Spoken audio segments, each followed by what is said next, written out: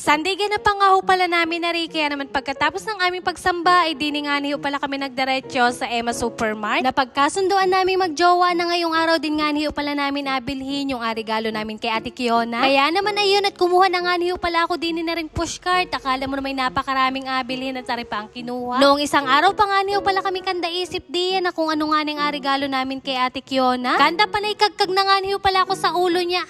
Wala man laang maisip. Kako nga ni garni na laang at gamitin naman nila yung mga garni. Kako man din naman nga ni hoy kaysa kwartahin namin ay abili na lang namin na rin mga gamitin nilang pang araw-araw. Dahil dalawa nga niyo pala ang bata sa amin, kako nga niyo pala medyo adagdagan ko't parehas lang naman sila ng inagamit. Bukod sa dalawang batang nasa amin ay ibinili din nga niyo pala namin yung kanyang pamangkin ng kahit papaano hindi nabili ng kanyang mga magulang. Kaysa man din naman pagkain o laruan ang bilhin namin ay garni na nga lamang na makaminos ang kanilang mga ama't ina. Pero sa isip-isip ko nga lamang ay tunay namang aring mapapakinabangan nila at halos araw-araw ay talagang gamitin ang mga garni. Kahit papaano ay nakakapagbigay kami at noong mga panahong wala man din naman ho ay sila din naman ang nagabigay sa amin. Ay gayon lang man din naman ho ang mga magkakapatid at kung sinong mayroon ay digabigayan at pag wala ay di pasensya na lang. Ilan lamang talaga ito sa mga gamitin ng mga bata at kahit papaano man din naman ho ay nabibigyan namin sila sa mga ganitong paraan. Dahil wala nga niyo pala doon sa inabilhan namin yung isa pa naming abilhin ay di na nga rin pala kami nagtungo. Ay tunay ka nga namang mapapaismid ka na lamang sa mga presyuhan ngayon ng bilihin at talaga namang napakamahal na pala ngayon ng gatas. At nung pagkabili ko nga niyo pala at nasabi ko dun sa jowa ko yung presyuhan ay napatulala na nga lamang ho. Tuwari ko nga ni napapaisip na. Ay kako man din naman nga niyo sa kanya anong agawin. Ay gayon talaga ang buhay at pamahal na pamahal ang mga bilihin. Ay di ayun at pagka-uwi namin kako nga niyo nang mawala ang kanyang pag-iisip ay pagluto ko na lang siya ng masarap na pang ulam. Dali-dali na nga rin pala ako diyang gumayak at nag-asikasot ng kako nga niyo pala maaga-aga kaming makakain ng pananghalian. Masarap-sarap na pang ulam nga niyo palang alutuin ko ngayon kaya naman arit pinagagayat ko na yung karne at yung mga gulay-gulay. Pinagagayat ko na nga rin pala sa tamang laki aring patatas at carrots at saka nga niyo pala aring hotdog. Pagkatapos ay di ayun at nagsimula na nga rin pala ako diyan magluto at nagisa muna ako diyan ng sibuyas at bawang. Tapos sunod ko namang ilagay aring karne at medyo sasangkutsahin nga lamang ho pala at medyo ipapa-golden brown yung kulay. Habang naghihintay ay sinumulan ko na nga rin palang ipagpiprito aring mga patatas, carrots, aring atay at saka nga niyo pala yung hotdog. Para mamaya kaunti ang kulo na nga lamang ho pala yung aking agawin at mga luto na naman na ring aking alaho. Ay di ayun at pagbalik ko din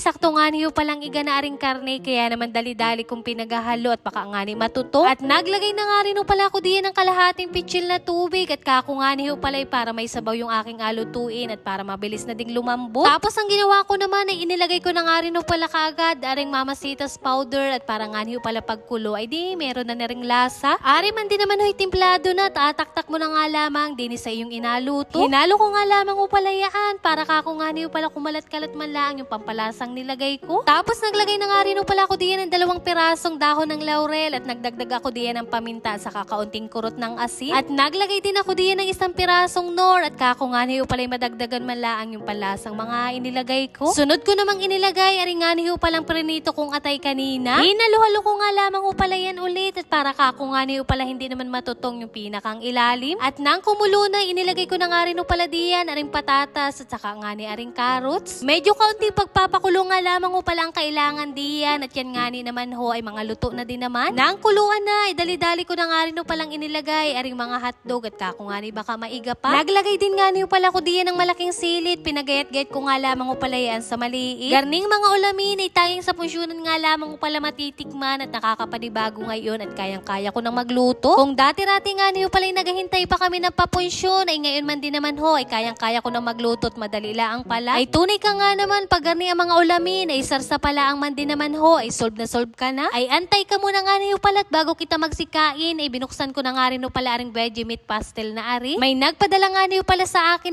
tikman ko daw nga niyo pala ay tunay ka nga namang mapaparami ang kain at talaga namang anong pagkakasarap. Pagkabukas ko pala ang man din naman ho ay talaga namang mapapasubo ka na kaagad at talaga namang amoy na amoy yung bawang at isa pa ay maanghang. Sa mga napapaibig nga niyo pala na ring veggie meat pastel na ari lang man din naman ho yung kanilang Facebook page. Tunay ka nga namang masarap na yung kanilang tinda ay kababait pa nga niyo pala nila. Ay siya'y kita nga niyo pala balik din tariman din naman hot luto na yung aking inalutong pang ulam. Naghain na nga rin pala kami diyan dali-dali at nang kami makakain na kaya naman thank you Lord sa lahat ng blessing. Kain na po tayo. Pinagtatawagan ko na nga niyo pala sila isa-isa at kako nga niyo pala sabay-sabay na kaming magsikain. Garning mga ulamin ay tunay ka nga namang mapaparami ang iyong kain at tingnan pa naman ninyo ako at di na nga lamang sa may malapit sa lamesa. Abay, fast forward kinahapunan ay may nangahanggan nga niyo pala din sa aming napakagandang bata. Anong ganda man din naman nun ang pagkagising at talaga namang nakabungis-ngis na kaagad sa akin. Ay siya'y paano bagahuyaan hanggang din na nga lamang muna hot. Ako'y may agawin pa. At yun lamang for today's video. Maraming salamat sa inyong panonood.